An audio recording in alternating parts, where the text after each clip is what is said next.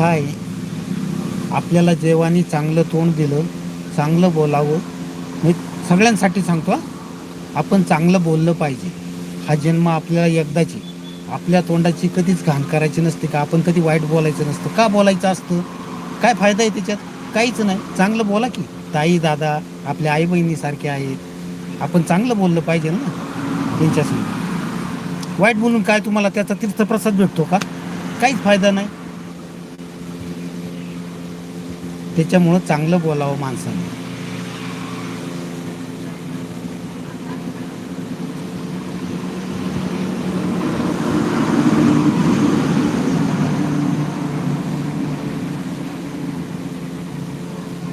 आपण काय म्हणतो, समजा वाईट कमेंट केली, काय ते घाण तोंडाचं आलं होतं, घाण कमेंट करून गेलं, मग त्याच्या नावाने सुद्धा घाणच.